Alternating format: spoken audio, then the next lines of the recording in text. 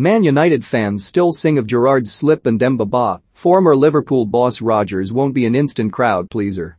If Manchester United do manage to rush through the appointment of Brendan Rodgers, it would not be an easy sell to the Old Trafford faithful.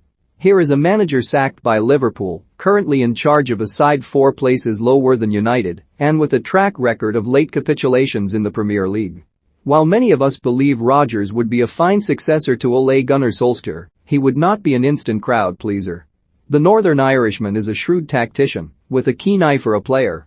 He is also far more comfortable in his own skin and less desperate to please than the cheesemonger who took charge of Liverpool almost a decade ago.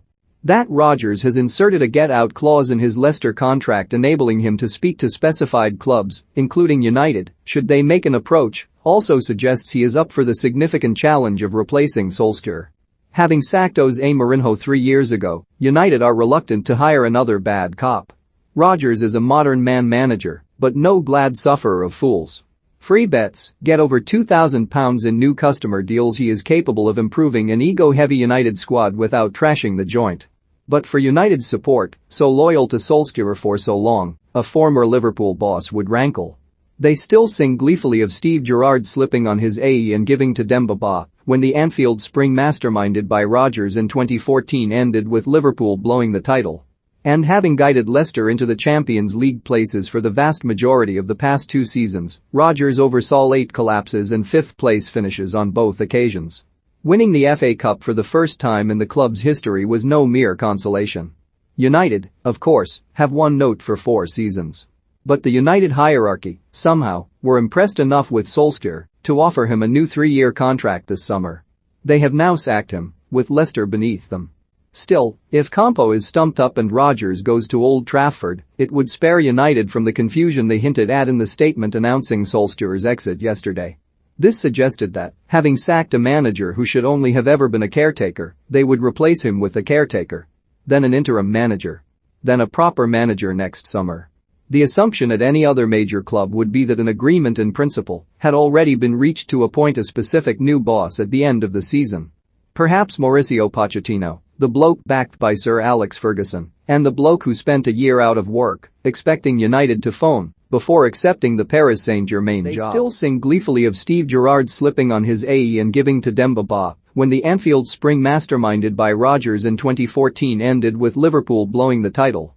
Or perhaps Erik ten Hag, the progressive boss of Ajax, might decide to leave possibly the best-run major football club in Europe for probably the worst run.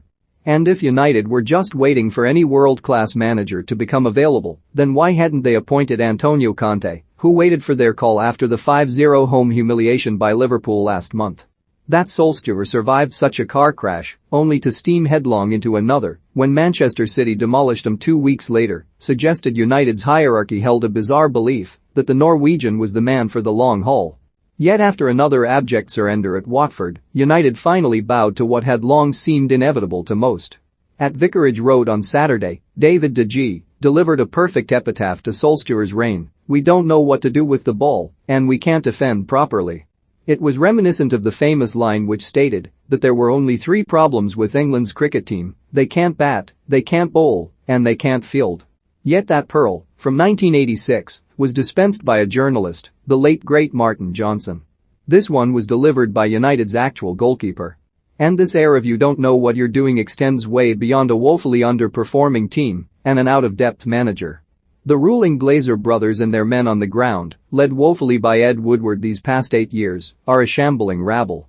Fixated by commercial deals and social media reach, they prefer Hollywood signings to boring old fuddy-duddy stuff such as team building and coaching.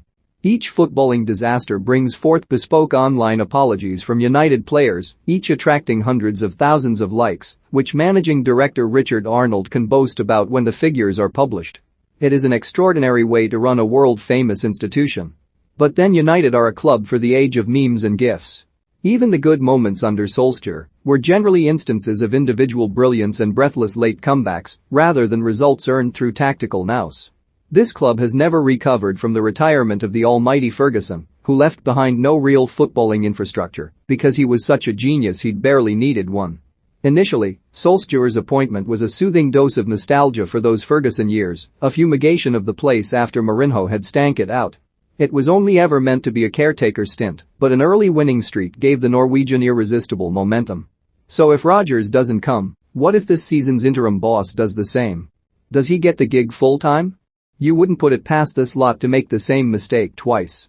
Read our Manchester United live blog for the latest news and transfer gossip from Old Trafford, or what if caretaker Michael Carrick pulls off wins over Villarreal, Chelsea and Arsenal? Does the caretaker become the interim? Could the interim become the permanent? United have enough great players to go on a decent run at any time. They showed that several times under Solskjaer. So a swift appointment of Rodgers would at least rid United of even greater chaos.